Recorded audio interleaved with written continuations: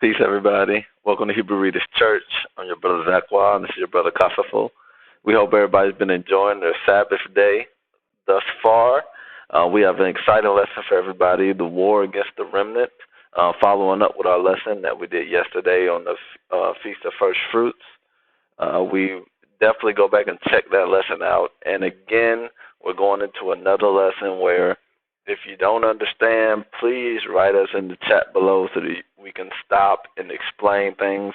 I know the lesson that we're going into are rather advanced, so please just let us know if there's something that you don't understand because we don't want to lose anybody. All right? So without further ado, Brother Kosovo, you got anything before we get going? Just send us an email after for PDF of the notes to help you follow along if you like. All right. That's all. On you, bro. Good to go? All right. So remember, we're looking at the end times here. Remember that there are only 1,335 days left in the times to come after daily sacrifice is taken away and the abomination of desolation is set up. Can you read Daniel chapter 12, verse 11 and 12, please? And from the time that the daily sacrifice shall be taken away, and the abomination that maketh desolate set up, there shall be 1,290 days. Blessed is he that waiteth, and cometh to the 1,335 days. All right. Within this time frame of 1,335 days, Satan shall come and rule for the first 1,331 days. Can you read a section of Isaiah chapter 4, verse 1 to 4 and verse 12, please? Now therefore, this is a section of Isaiah chapter 4, verse 1. And therefore, Hezekiah and Josiah, my son, these are the days of the completion of the world. And after it hath been brought to completion, Belial would descend, the great angel, the king of this world, which he hath ruled ever since it existed. He would descend from his firmament in the form of a man, a king of iniquity, a murderer of his mother. This is the king of this world. Will persecute the plant which the 12 apostles of the beloved will have planted. Some of the 12 will be given into his hand. This angel Belial will come in the form of that king, and with him will come all powers of this world, and they will obey him in every wish. Jump to verse 12 to see how long he will have his time. And he will rule for 3 years and 7 months and 27 days. All that is equal to 1,331 days, according to the scriptural reckoning of time. His rule will be stopped by the time of the 5th vial to end his rule by the 1,332nd day. Can you read Revelation chapter 16, verse 10 and 11, please? And the 5th angel poured out his veil upon the seat of the beast, and his kingdom was full of darkness, and they gnawed their tongues for pain, and blasphemed the Elohim of heaven because of their pains and their sores, and repented not of their deeds. So when that 5th vial is poured, that's going to end the time of Satan's rule, where his kingdom will be in darkness. Now that there are only 4 days left now that there are only 4 days left after the 1,331st day from Satan ruling, the 6th vial will be poured to prepare the way for the coming of Christ and his angels. Can you read Revelation 16, verse 12, please? And the 6th angel poured out his veil upon the great river Euphrates, and the water thereof was dried up, that the way of the kings of the east might be prepared. Also, the devil, having his rulership ended, will seduce men to come fight in the battle of Armageddon. Can you read Revelation 16, verse 13 to 16, please. And I saw three unclean spirits like frogs come out of the mouth of the dragon, and out of the mouth of the beast, and out of the mouth of the false prophet. For they are the spirits of devils, working miracles, which go forth unto the kings of the earth and of the whole world, to gather them to the battle of that great day of Elohim Almighty. In these times, Christ will be preparing to come as a thief while the devil is bringing men to Armageddon. Continue, please. Behold, I come as a thief. Blessed is he that watcheth, and keepeth his garments, lest he walk naked, and they see his shame. And he gathered them together into a place in the Hebrew tongue, Armageddon. So there we see the time to come. You had said to a place, into a place called in the Hebrew tongue Called in Armageddon. the Hebrew tongue, Armageddon. Yep. Okay, I didn't know my thing with my headset was breaking up. This gathering for Armageddon will come after the 1331st day to bring us to the 1332nd day. After the 1332nd day, at some point, Christ will come. Can you read a section of Isaiah chapter 4, verse 14, please? And after 1,332 days, the Lord will come with his angels and with the host of the saints from the seventh heaven, with the glory of the seventh heaven. And he will drag Beliar and his hosts also into Gehenna. In Revelations, John saw more of what was to transpire in these events after the 1332nd day. Can you read Revelations chapter 19, verse 11 to 18, please? See verse 11 there in blue? Sorry. Okay. Yeah. And I saw heaven opened, and behold, a white horse. And he that sat upon him was called Faithful and True, and in righteousness he doeth judge and make war. His eyes were as a flame of fire, and on his head were many crowns. And he had a name written that no man knew but he himself. And he was clothed with a vesture dipped in blood, and his name is called the Word of Elohim. And the armies which were in heaven followed him upon white horses, clothed in fine linen, white and clean. And out of his mouth goeth a sharp sword, that with it he should smite the nations, and he shall rule them with a rod of iron. And he treadeth the winepress of the fierceness and wrath of Almighty Elohim. And he hath on his vesture and on his thigh a name written, King of Kings and Lord of Lords. And I saw an angel standing in the sun, and he cried with a loud voice, saying to all the fowls that fly in the midst of heaven, Come and gather yourselves together unto the supper of the great Elohim, that ye may eat the flesh of kings, and the flesh of captains, and the flesh of mighty men, and the flesh of horses, and of them that sit on them, and the flesh of all men, both free and bond, both small and great. And we see, as in Yache, we see the glory that he's coming in, and we see that the fowls are being prepared to consume the multitude that the devil is bringing to Armageddon. Let's see the rest of what Isaiah saw that Christ will do when he returns. Ascension of Isaiah chapter 4, verse 15, please. And he would give rest of the pious, whom he find in the body of this world, but the sun would be ashamed. Also, when he comes, he will strengthen the inhabitants of Judah to fight against the nation gathered against them, and he will save the 10 tribes. Can we read Zechariah chapter 12, verse 2 to 6, please? Behold, I will make Jerusalem a cup of trembling unto all the people round about, when they shall be in the siege, both against Judah and against Jerusalem. You see, this And is the in that, time when. excuse me. Oh, no problem. Sorry, bro.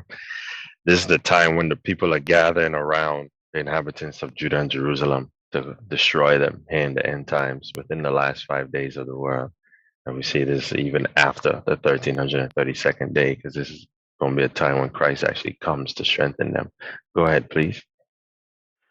And in that day will I make Jerusalem a burdensome stone for all people.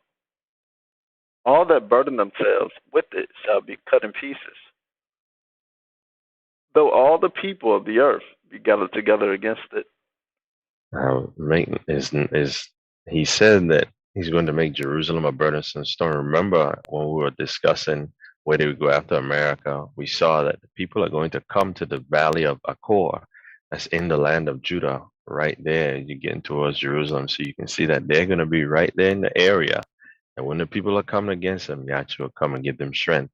And even though it's going to be all the people of the earth be gathered together against them, they're going to be cut in pieces. Continue, please. In that day, saith Ahijah, I will smite every horse with astonishment, and his rider with madness, and I will open my eyes upon the house of Judah, and will smite every horse of the people with blindness. And the governors of Judah shall say in their hearts, the inhabitants of Jerusalem shall be my strength, and Ahijah of hosts the Elohim. And in that day will I make the governors of Judah like a hearth of fire among the wood, and like a torch of fire in the sheaf. And they shall devour all the people round about, on the right hand and on the left. And Jerusalem shall be inhabited again in her own place, even in Jerusalem. The fiery angelic military will strengthen the inhabitants of Judah to fight. You can reference 2 Kings chapter 2, verse 11 and 12, and chapter 6, verse 16 to 17, to see there's a flaming military host known as the chariots of Israel. They are who Joel saw in spirit in his prophesying that will be in the children of Israel in this time, the inhabitants of Judah in this time, to fight. Can you look at Joel chapter 2, verse 3 to 4, please? All right. A fire devoureth before them, and behind them a flame burneth. The land is as the garden of Eden before them, and behind them a desolate wilderness. Yea, and nothing shall escape them. It's as Eden because these are angels that Joel is seeing, not mortal men. Continue in verse 4, please. The appearance of them is as the appearance of horses, and as horsemen, so shall they run. Remember, the fire devours before them, and behind them a flame burns. These are the fiery horses and horsemen of Israel. And can you read 2 Kings chapter 2, verse 11 and 12, and chapter 6, verse 17, please? 2 Kings chapter 2, verse 11. And it came to pass, as they still went on and talked, that behold, there appeared a chariot of fire, and horses of fire, and parted them both asunder. And Elijah went up by a whirlwind into heaven.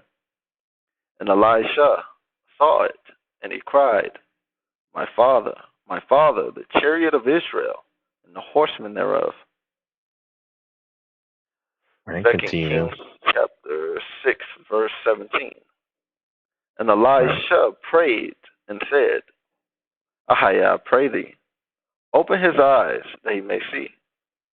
And Ahijah opened the eyes of the young man, and he saw. And behold, the mountain was full of horses and chariots of fire round about Elijah. So there we understand by precept what Joel is seeing now. Let's continue in Joel chapter 2, verse 5 through 11, please. Like the noise of chariots on the tops of mountains shall they leap. like the noise of a flame of fire that devoureth the stubble, as a strong people set in battle array. Before their face the people shall be much pained, all faces shall gather blackness.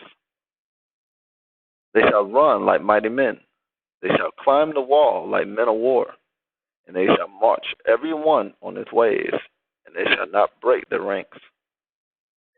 The inhabitants of Judah shall be like mighty men and not error, because it's the angels with them in battle. Continue, please. Neither shall one thrust another, they shall walk every one in his path, and when they fall upon the sword, they shall not be wounded. They shall run to and fro in the city, they shall run upon the wall, they shall climb up upon the houses, they shall enter in at the windows like a thief. It's The earth. interesting. They, oh, Go ahead. sorry. It said that they shall run everyone this, they shall walk everyone this path, and even if they fall on a sword, they won't be wounded. They'll be jumping up on a wall and jumping up on houses. This is like we see these superhero movies that are not real, that are not true. But in this time to come, what the inhabitants of Judah are going to be doing, it's the angels working in them to do feats that men aren't able to do on their own. So it's going to be an amazing time to see what Ahaya is going to do in them. It's just a Continue. testimony of the patriarchs. For the patriarchs, the angels were helping them too, and they were doing the same things. So, And Jasher, right? right. Yeah, they did. They would. They had some feats, and it helps. It definitely clarifies who was actually with them to do all that. Right. I mean, to run on corn stalks, you got to be pretty amazing. Like, like, Yeah, definitely. right. Yeah. That's not something you see every day. Right. Right. Continue when you're ready. I'm at Joel 2:10. The earth shall quake before them, the heavens shall tremble, the sun and the moon shall be dark, and the stars shall withdraw their shining. The sun and the moon shall be dark, because this is the time when Yache comes, according to Matthew 24, verse 29 and 30. And these angels came to fight for Israel, are the ones that came with Yache in the end of this world. Continue, please. And Ahia shall utter his voice before his army. There is Yache, the Lord of hosts, before the army. Continue, please. For his camp is very great. For he is strong that executeth his word. For the day of Ahia is great and very terrible, and who can abide it? It will be a time of war. Ahia shall save Judah's children first in these times. Can you go back to Zechariah chapter 12, read verse 7 and 8, please? Sorry. It's okay. Ahia also shall save the tents of Judah first, that the glory of the house of David and the glory of the inhabitants of Jerusalem do not magnify themselves against Judah. In that day shall Ahia defend the inhabitants of Jerusalem, and he that is feeble among them at that day shall be as David, and the house of David shall be as Elohim, and the angel of Ahia before them. As the angel of Ahia before them. Thank you, bro. So you see, the angel of Ahia before them is our Lord and Elohim Yache Christ. He will lead them to fight as he comes down from the heavens, throwing thunderbolts. Can you read Wisdom of Solomon, chapter 5, verse 17 through, what was that, 21, please? 23. 23, please? Thank you. Computer froze. Wisdom of Solomon, chapter 5, verse 17. He shall take to him his jealousy for complete armor, and make the creature his weapon for the revenge of his enemies. That's the children of Israel there. Okay. That's the children of Israel there. The creature that's being, thank you. The creature that's being made his weapon are the Israelites that he's empowering to fight. All right. Continue, please. He shall put on righteousness at the breastplate, in true judgment instead of a helmet. He shall take holiness for an invincible shield. His severe wrath shall he sharpen for a sword, and the world shall fight with him against the unwise. Then shall the right aiming thunderbolts go abroad, and from the clouds, as from a well-drawn bow, shall they fly to the mark. In the scriptures, you will see that Judah was taught to teach his children the bow. And here, this verse in Wisdom of Solomon 5:21 is showing Yache is going to be coming from the heavens, throwing thunderbolts, destroying the enemy. So you can see where the nations get their ideas for heroes, like the deities they create, the thunder deities and such. These are things that Yache is actually going to do. All right, continue, please. And hailstones full of wrath shall be cast as out of a stone bow, and the water of the sea shall rage against them, and the flood shall cruelly drown them. That's the world fighting against the enemy as well, because he's going to use creation against them too. Continue, please. Yea, a mighty wind shall stand up against them, and like a storm shall blow them away. Thus iniquity shall lay waste the whole earth, and ill dealing shall overthrow the thrones of the mighty. These are the I'm sorry, excuse me. These are the events that shall come. The inhabitants of Judah will be strengthened to fight, while the house of Joseph, which is the 10 tribes, will be saved. Can you read Zechariah chapter 10, verse 6 through 10, please? And I will strengthen the house of Judah, and I will save the house of Joseph, and will bring them again to place them, for I have mercy upon them, and they shall be as though I had not cast them off. For I am Ahia the Elohim, and will hear them. And then you mentioned about praying, Zachariah. You notice what it's going to take. He's going to hear the children of Israel again. So they're going to be praying, crying unto the Holy One, and that salvation is going to come. So may that be encouraging for us to really increase in prayer in the times to come. Continue, please. And they of Ephraim shall be like a mighty man, and their heart shall rejoice as through wine. Yea, their children shall see it and be glad. Their heart shall rejoice in Ahia. I will hiss for them and gather them. I will have redeemed them, and they shall increase as they have increased. And I will sow them among the people, and they shall remember me in far countries, and they shall live with their children and turn again. I will bring them again also out of the land of Egypt, and gather them out of Assyria, and I will bring them into the land of Gilead and Lebanon, and place shall not be found for them. So we see what's going to come to pass. That Judah will be strengthened, and the house of Joseph will be saved. Yache is going to hiss for them and gather them and bring them unto him. And in that war, Yache will prevail against the enemy. Can you read Revelations chapter 19, verse 19, please? And I saw the beast and the kings of the earth and their armies gathered together to make war against him that sat on the horse and against his army. So we see two armies set to fight. Ezra saw what will happen in this war as well. Let's look at his vision and the interpretation to understand what Yache will do. Can you read 2nd Ezra chapter 13? This is verse 1 to 38, please. All right. 2nd Ezra chapter 13, verse 1. And it came to pass after 7 days, I dreamed a dream by night. And lo, there arose a wind from the sea, that it moved all the waves thereof. And I beheld, and lo, that man waxed strong in the thousands of heaven. And when he turned his countenance to look, all the things trembled that were seen under him.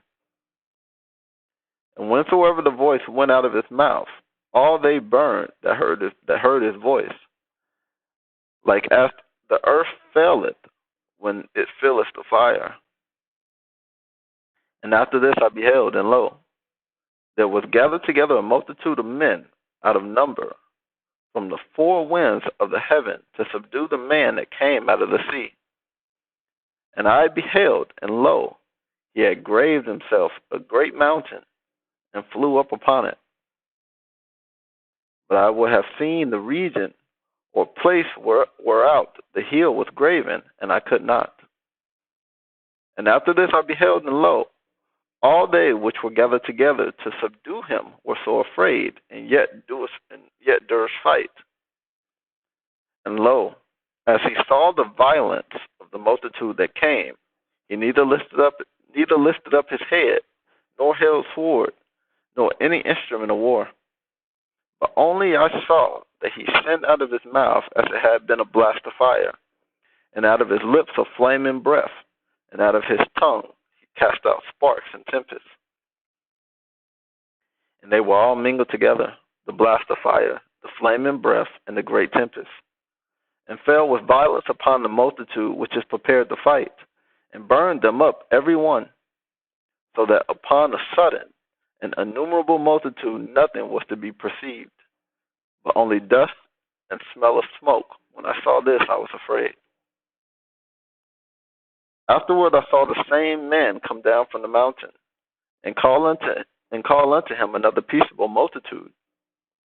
And there came much people unto him, whereof some were glad, some were sorry, and some of them were bound, and others some brought of them that were offered. Then was I sick through great fear, and I awaked and said, Thou hast showed thy servant these wonders from the beginning, and hast counted me worthy that thou shouldest receive my prayer. Show me now yet the interpretation of this dream. For as I conceived in mine understanding, woe unto them that shall be left in those days, and much more woe unto them that are not left behind. For they that were not left were in heaviness. Now understand I the things that are laid up in the latter days, which shall happen unto them, and to those that are left behind. Therefore are they come into great perils, and many necessities, like as these dreams declare. Yet is it easier for him that is in danger to come into these things than to pass away as a cloud out of the world, and not to see the things that happen in the last days. He answered unto me and said, The That interpretation was of the vision. just a reminder for us where what's coming, it's easier to come into these perils than to pass away and not see it and partake in it. So let's get the interpretation of the vision here, 2nd Ezra chapter please. 13, verse 21. The interpretation of the vision shall I show thee, and I will open unto thee the thing that thou hast required. Whereas thou hast spoken of them that are left behind, this is the interpretation. He that shall endure the peril in that time has kept himself.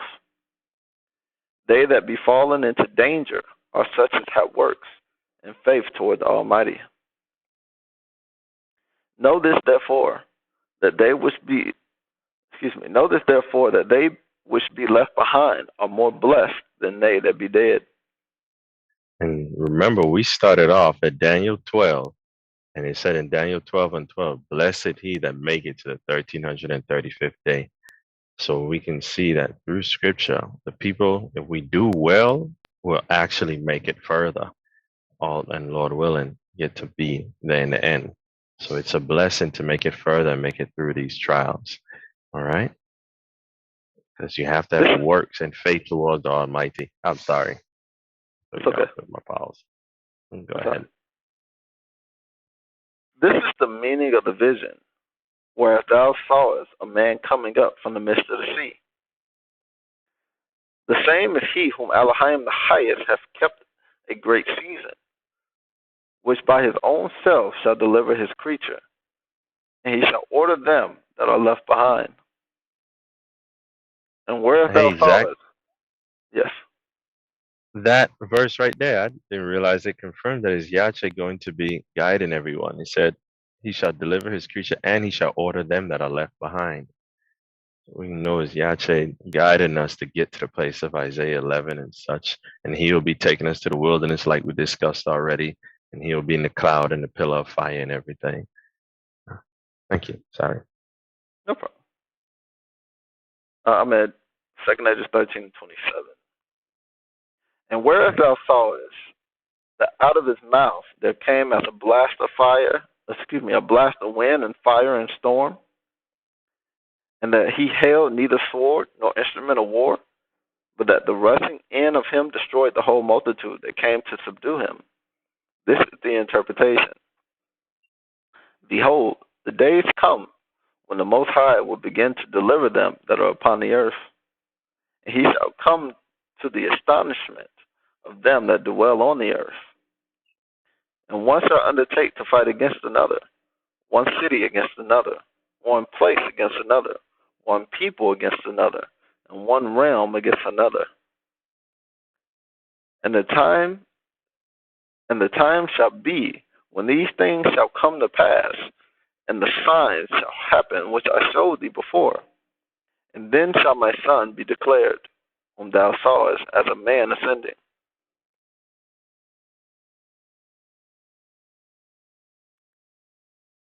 And when all the people hear his voice, every man shall in their own land leave the battle they have once.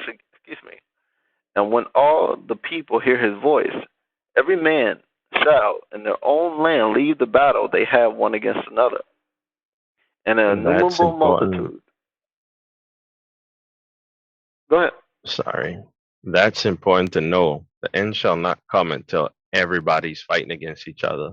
Those three unclean spirits that came out of the devil, the beast, and the false prophet, they are going to cause all men to fight each other. And then when everybody hears Yache's voice, they're all going to leave to come fight against him. That's the time when we know Yache is actually coming. Continue, please. And an innumerable multitude shall be gathered together, as thou sawest them, willing to come and to overcome him by fighting. But he shall stand upon the top of the Mount Zion.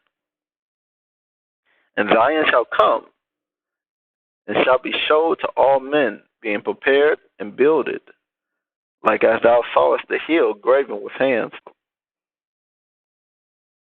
And this my son shall rebuke the wicked inventions of those nations, which for their wicked life are fallen into the tempest, and shall lay before them their great evil thoughts, and the torment wherewith they shall begin to be tormented, which are like unto a flame, and he shall destroy them without labor by the law, which is like unto me.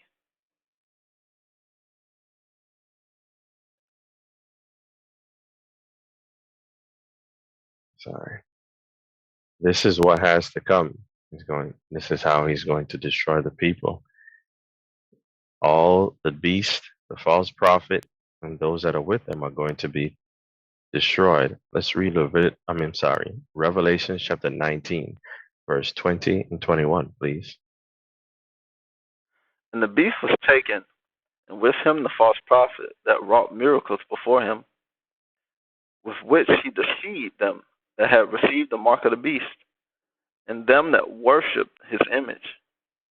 These both were cast alive into a lake of fire burning with brimstone. That And the beast remnant. is, I apologize. Go ahead, man.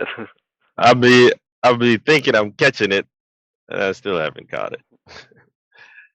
The beast is an actual beast. And as the animal is described in Revelations 13 and 1, it's not something spiritual. It's an actual monster that's going to come out of the bottomless pit. And his image is going to be worshipped. And he will be cast alive into fire by Yache and his hosts. Continue, please. And the remnant was slain with the sword of him that sat upon the horse, which sword proceeded out of his mouth, and all the fowls were filled with their flesh. We understand better what that sword is from what we read in 2nd Ezra chapter 13, how he's going to destroy them without labor by the law, which is his fiery sword. Let's continue in 2nd Ezra chapter 13, verse 39 to 41 to see what's going to happen as well after the war, please. Because he said there And was a where peaceable multitude that came after. I follow.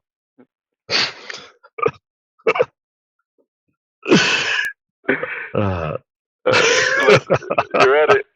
You ready? If you'd have just seen my head shaking, like, sorry, Second Ezra sorry, chapter everybody. 13, verse 39. It's alright.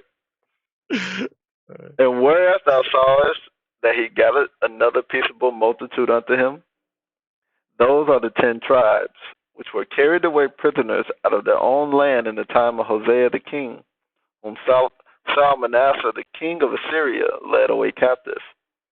And he carried them over the waters, and so they into another land. Excuse me. And so came they into another land. Excuse me. Want me to keep going? Continue. Yeah, please. Go ahead. But they took this Jumping to counsel 41. among themselves. I'm at 41. Okay. But they took this counsel among themselves, that they would leave the multitude of the heathen and go forth into a further country where never mankind dwelt. Second We Ezra had read chapter in the 13 and 47 yeah, is coming. right. We had read in the last lesson how they went to Osiris, and in the end, they're going to be brought back to the place of Isaiah 11. We're going to jump in at verse 47 through 48, please. The highest shall stay the springs of the stream again, that they may go through. Therefore sawest thou the multitude with peace. But those that be left behind of thy people are they that are found within my borders. Through the scriptures, this is where it helps understand that the inhabitants of the kingdom of Judah will be found within his borders. Of these tribes, they shall have a tougher battle than the 10 tribes. All right. Can you read 2nd Ezra chapter 9, verse 7 and 8, please? And every one that shall be saved, and shall be able to escape by his works, and by faith, whereby ye have believed, shall be preserved from the said perils, and shall see my salvation in my land, and within my borders. For I have sanctified them for me from the beginning. So you see, the inhabitants of the southern kingdom, it's their faith and their works, whereby they believe that's going to save them from the perils, that they shall see the salvation in his land and in his borders. On the other hand, the 10 tribes being brought in, some of them, I'm referring back to 2nd Ezra chapter 13, verse 12 or 13. Hear what it said about them. Afterwards, I'm sorry, Zach. Afterwards saw I the same man come down from the mountain. So this is after Yache has destroyed the multitude. He's come down from the mountain and call unto him another peaceable multitude. Verse 13, and there came much people unto him. Wherefore some were glad, some were sorry, and some of them were bound, and others, some brought of them that were offered. So you can see how the 10 tribes that are being brought back, they're not going to be the same as the inhabitants of the southern kingdom. Continuing, after Yache destroys that initial multitude, he will defend his people and show them wonders in the time of his rule. Can you read 2nd Ezra chapter 13, verse 49 and 50, please? Sure. Now when he destroyed the multitude of the nations that were gathered together, he shall defend his people that remain, and then shall he show them great wonders. And these are the wonders they'll see as he's bringing his kingdom. And the time you can read 2nd Baruch chapter, I think it's about like 71 to 73 to see all the wonderful things that are going to be happening in his kingdom, to know these great wonders. And this is what's coming. This is the war to come, and how things shall come to pass in the end. And hopefully this helps understand what's coming, to help us prepare, and also help us better understand why this attack is on the children of Israel. Because the powers that be, the devil knows there's a war to come in the end, and the Israelites are going to be used to fight against the enemy. Hence, he's trying to destroy the whole seed to undo the prophecy. And concerning why, you may wonder, why is it so much harder for Judah and Jerusalem as opposed to the 10 tribes?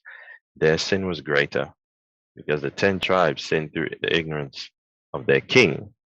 But the inhabitants of Judah and Jerusalem, they forced their king to sin according to the scriptures. And they did it after Israel already been cast out. So we have a tougher road. All right. Hope this is edifying. You got anything, Zachar?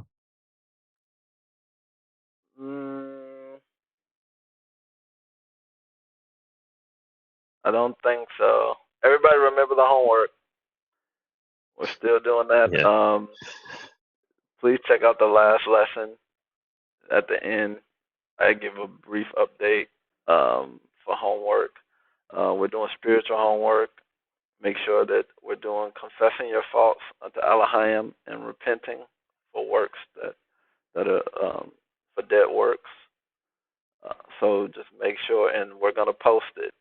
Everybody's gonna post it in the comment section of the results that you've been getting in your life from repenting unto Elohim and confessing your faults. So this is the homework, and we'll be doing this for like the next 2 weeks, and then we're gonna switch it up to a new subject for homework. So Elohim be gracious to give us some results in these 2 weeks so everybody can see the power of Elohim, and we can go from there. All right. Please check out the website. If you need any notes for the lessons, please send us a email at Hebrewreaders@gmail.com. And if you need anything else, just contact us. Brother Copperful, all good? So, All right. Everybody have a wonderful Shabbat today. We love you. Peace be upon you. May Ahaya Elohim keep you all. Shalom.